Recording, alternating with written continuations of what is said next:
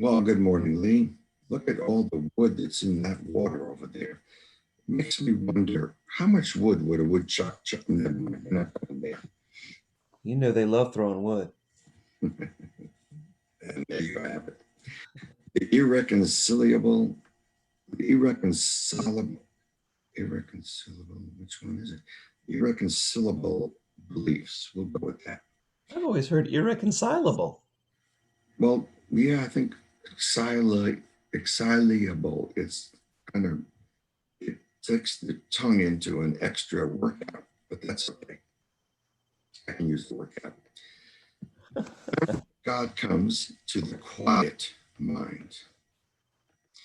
The memory of God cannot come where there is conflict. For a mind at war against itself remembers not eternal gentleness. The means of war are not the means of peace, and what the warlike would remember is not love, nor would a warlock say, I had to do that. War is impossible unless belief in victory is cherished. Conflict within you must imply that you believe the ego has the power to be victorious over the memory of God.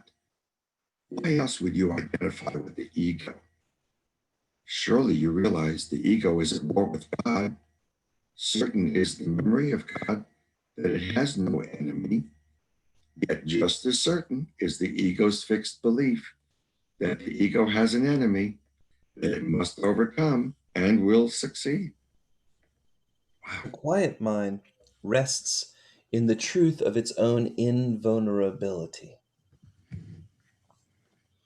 It understands the truth that its will is all powerful, since its will is the will of God. The memory of God is this knowing. The ego's existence rests upon the denial of the will of God. Since we're here in the world of perception, at some time in the distant past, we must have desired the specialness of egoic littleness. We desired that specialness. We wanted to be special. We were taught we were special. The ego attacks anything that threatens its existence. Its existence arose from our belief in the reality of the separation, since the belief of the separation from God's will is not real. Everything the ego perceives is considered a threat to the ego's existence. Enemies abound everywhere, and the ego is constantly battling to prove its claim that an illusion can make the false real. Do you not realize a war against yourself would be a war on God? Is victory conceivable against God or yourself? And if victory were conceivable against God, is this a victory that you would want? The death of God, if it were possible, would be your death. Is this joint death of God and yourself a victory? The ego also marches to defeat, always marches to defeat, because the ego thinks that triumph over you, the Christ, is possible. And God thinks otherwise and knows that the ego cannot triumph over his son, the Christ. This is no war. Only the mad belief the will of God can be attacked and overthrown. You may identify with this egoic belief that the will of God can be attacked and overthrown, but never will this egoic belief be more than madness. And fear will reign in this madness. And fear will seem to have replaced love there. The replacement of love with fear is the conflict's purpose. And to those who think that the mad idea is possible, the means seem real.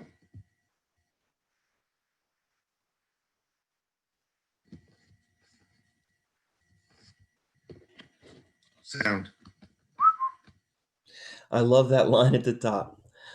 This is no war, only the tiny belief that the will of God can be attacked and overthrown. Yep. The means to overthrow God's will seems possible under the logic of the egoic belief system.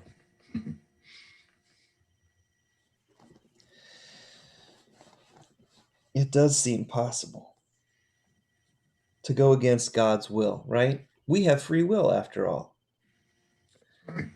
In fact, yes, we do. But we only have free will to delay the inevitable. And that's We have all we're free. doing is We have. delaying the inevitable. And I don't know about you, but I'm ready to rush down the river in the right direction. Yeah, we have free will to be stupid. I'm tired of fighting.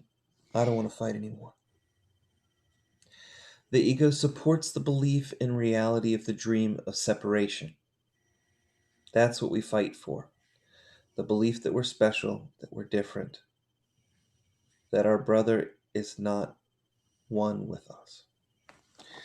Without the doubt that arose when we questioned whether it was possible to not know ourselves, the sonship would never have identified itself with the body in the illusionary game of separation. This doubt, the doubt that arose when we questioned whether it was possible to know ourselves or not, this doubt allowed perception to replace knowledge within our decision-making mind. With the loss of knowledge, uncertainty arose, and with uncertainty, fear. Fear now replaced love as our dominant emotional state of mind. If fear is still your dominant emotional state of mind, this book is meant to be the path out of that. The idea of separation took on a reality of its own when sin, guilt, and fear became the controlling factors of our egoic thought system. A lot of people live in a constant fight to avoid sin and guilt and fear. If it's you, this book can be a path out of that. With all the barriers that we have placed in front of love, the idea that fear could replace the truth about love seems possible to the ego. Fear replacing truth is literally living in hell. Fear is the world of illusion. Love is the world of truth. We must decide which we value. We cannot give our allegiance to both fear and love, for they are mutually exclusive. Be certain that it is impossible. And the ego, or yourself, the higher self, and the ego. I'm sorry. Be certain that it is impossible. God and the ego, or yourself, the higher self, and the ego will ever meet. You seem to meet and make your strange alliances on grounds that have no meaning, which is within an illusion of a body. For your beliefs converge upon the body, the ego's chosen home, which you mistakenly believe is the home of your true higher self. You meet at a mistake, an error in your self appraisal. The ego joins with an illusion of yourself you share with the ego, and yet illusions cannot join. You can't have one dream joining somebody else's dream during dream time. It's just impossible. And yet illusions cannot join. Illusions are the same. And illusions are nothing. Illusions joining lines, I'm sorry, Illusions joining lies in nothingness. Two illusions are as meaningless as one or as 1,000 illusions. The ego joins with nothing, being nothing.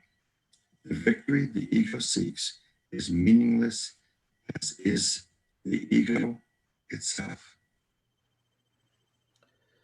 The Christ never meets the ego for the Christ. Like God, only abides in truth. The Christ never meets the ego for the Christ. The Christ never meets the ego. For the Christ, like God, only abides in truth. Doesn't matter how many times we read this, there's always a new nuance that we need to go through. Like, I'm pretty good at reading, so are you. Yeah. We struggle All right. So sometimes. what it's saying is it Yeah, still what needs does to it make say? sense because I'm not sure if I can make it make sense any more than it already says. But basically, it's saying the one God never meets the ego.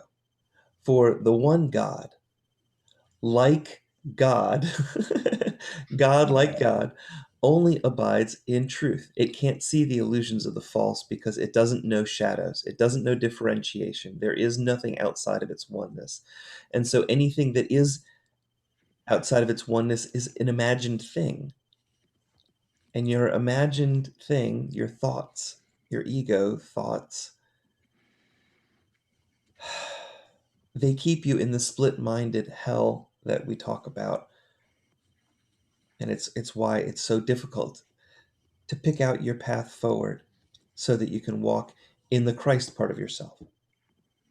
Walking through life in the Christ part of yourself is what puts you in heaven. Amen. The split minded appear to meet with the ego in the illusion of separation. They both believe that they reside in the body and that the body is home of both. And looking out through our eyeballs, it gets to be really hard to see the truth because our eyeballs are deceiving us. It sounds so crazy to say that. But in a sense, the way this book is talking about vision, it's talking about it different than seeing, because everything we see, we apply our own understanding to. By applying our own understanding to it, we get this perspective on the world that helps us make sense of the world. And we're taught this as kids, as toddlers, kindergarten, all of our schooling, all of it focuses on the small r reality that we're not really talking about here, but that is all around us too. That small r reality, you can see that with your eyes, but it's applying the meaning of what you see in your eyes. That's what takes you back into the ego realm. I'm going back to the text and under the assumption that it's going to be clearer than me trying to talk. You're doing a good job, Lee. All right, I'm going to take it from the top. The Christ never meets the ego, for the Christ, like God, only abides in truth. The split-minded, however, appear to meet with the ego in the illusion of separation. They both believe they reside in the body and that the body is home of both. That's the eyeballs and the brain, and that we're all just here in this body. But this is a case of mistaken identity. Being unlimited spirit, we cannot be the egoic little s self. Their potential meeting is the result of erroneous perception that we're the body. Correct this mistake in thinking, right? And the illusion that the ego and our mind could be joined disappears. The ego is the dream state. Our mind is our awakened state. The truth of what we are can never change. The ego is a mistaken self appraisal of what we are. The ego represents the mad idea that we could be something other than an extension of our creator, like a light beam from the sun. Lee, one of the things that people are taught, and you were taught, um, is to speed read. And there are some people who can retain everything they speed read. When I was coming up, I was taught differently. I was taught to parse every word and to get it and slow down the way you just did with that sentence, that paragraph from Tom. And I think it's great that you did that, because anybody who tries to read through this book just kind of skimming through it is not going to get this sense that you just unearthed about yourself. And each time that you go through one of these little battles for what is this paragraph really saying, it is a little battle until you finally see how easy the truth is to go and how difficult and convoluted the illusions of the ego present to us. Even in the Bible, there's a story of how Jacob wrestled with the angel. And that particular story is about this kind of thing, that we want to know the truth and we'll wrestle with anyone until we get it from them. So sometimes we have to wrestle with this. If we read this and it just doesn't make sense, wrestle with it, and we come out way ahead. We come out with a rainbow of truth that you just showed us in this paragraph. And it's great, because it is almost like a victory. And that's a real victory for you, for anyone who does it. So, brother, the war against yourself is almost over. The journey's end is at the place of peace. Would you not now accept the peace offered you here at the end of the journey into perception? The end of the journey into perception. This enemy, your erroneous self-appraisal of yourself, and therefore also erroneous of your creator, that you fought as an intruder on your peace, is here transformed before your sight into the giver of your peace that you seek today.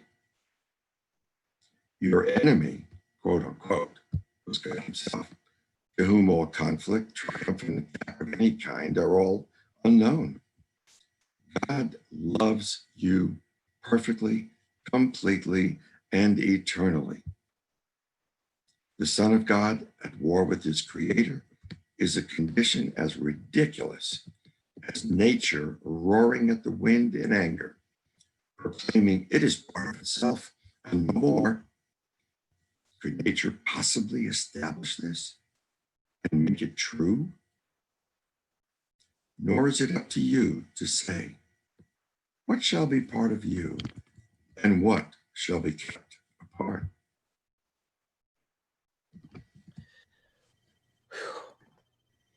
This is great stuff. We have no will but God's. To believe that an effect can change its source is a mistake. All power flows from its source. We have no power to pick and choose what we are, since we are not self-created. The ego insanely believes that the truth can be adjusted to conform to what the ego wishes to believe is the truth at any given moment.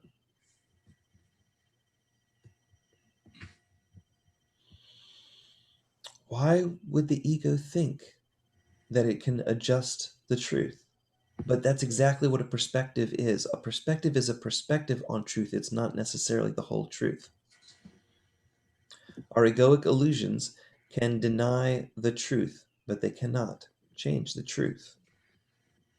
I'm going to take a chance here. I hope I don't alienate anyone by saying this slightly political thing. But going back to what you just said, Lee, there is a part of the ego, and I think it would be diagnosable as some kind of, I don't know what the right word is, some psychopathic problem. When the ego believes that it can change reality in front of it, we call that demagoguery. It's in the hands of someone who his ego has so consumed his sense of reality, his littleness, that he thought he had, and made him feel so little that he has to exert his ego. And what you end up with is fake news that he tries to, by stating it enough times, convince everybody else that it's truth. But the last sentence that you read says, our egoic illusions can never deny, our egoic illusions can deny the truth, but they cannot change the truth. That's right. One of the most important anchors we have in this world today, that last sentence. Yes. And that, my friends, is really the truth. Amen. And so it is.